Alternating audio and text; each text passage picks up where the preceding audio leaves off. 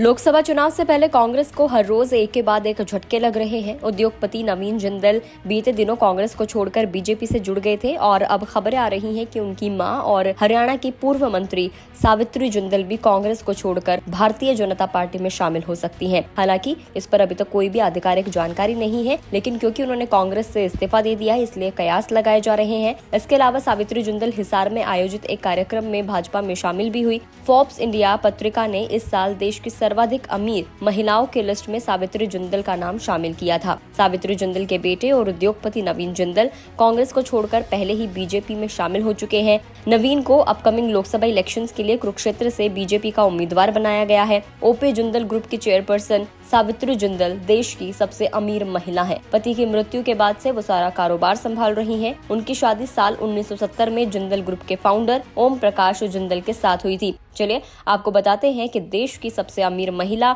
जिनको लेकर कयास है कि वो बीजेपी में शामिल हो चुकी हैं, उनकी नेटवर्थ कितनी है। पहले हम जानते हैं कि उन्होंने अपने इस्तीफे की जानकारी कैसे दी। तो सावित्री जिंदल ने सोशल मीडिया प्लेटफॉर्म एक्स पर अपने इस्तीफे की जानकारी दी। उन्होंने लिखा कि मैंने विधायक के रूप में 10 साल हिसार की जनता का प्रतिनिधित्व किया और मंत्री के रूप में हरियाणा प्रदेश की निस्वार्थ सेवा की है। हिसार की जनता ही मेरा परिवार है और मैं अपने परिवार की सलाह पर आज कांग्रेस पार्टी की प्राथमिक सदस्यता से इस्तीफा दे रही हूँ। कांग्रेस नेतृत्व के समर्थन के लिए वो सभी साथियों का जिन्होंने हमेशा मुझे अपना सहयोग और मान सम्मान दिया, उनकी मैं सदैव आभारी रहूंगी। ऐसा उन्होंने सोशल मीडिया पर पोस्ट किया और इस्तीफा दे दिया। ब्लूमबर्ग बिलियनियर्स इंडेक्स के मुताबिक सावित्री जिंदल देश की सबसे अमीर महिला है। वो मुकेश अंबानी और गौतम अडानी जैसे अमीरों के साथ देश के टॉप 5 सबसे अमीर लोगों में भी शुमार है। अगर दुनिया के अमीरों के बीच उनकी रैंकिंग की बात करें तो वो 56वें नंबर पर है। उनकी कुल संपत्ति $30 बिलियन यानी कि करीब 2.5 लाख करोड़ रुपीस है। इसके साथ ही वो दुनिया की 7वीं सबसे अमीर मां भी है।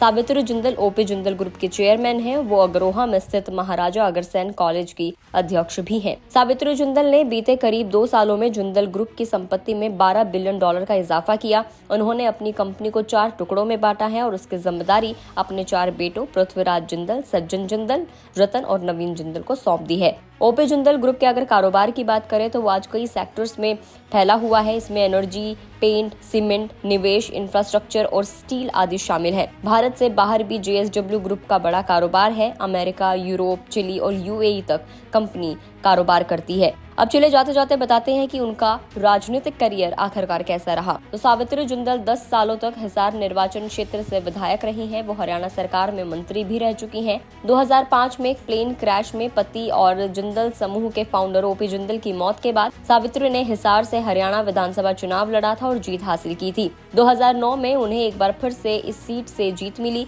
इस दौरान उन्हें 2013 तक हरियाणा सरकार में मंत्री पद भी दिया गया। हालांकि 2014 हरियाणा विधानसभा चुनाव में उनको हार का सामना करना पड़ा था और अब खबरें हैं कि वो बीजेपी में शामिल हो सकती हैं। वीडियो में इतना ही। जानकारी कैसी लगी कमेंट करके जरूर बताएं। अगर आप इस वीडियो को फेसबुक पर देख रहे हैं तो फेसबुक पेज को लाइक करें। अगर आप यूट्यूब पर इस वीडियो को देख रहे हैं तो हमारे चैनल को सब्सक्राइब करना ना भूलें।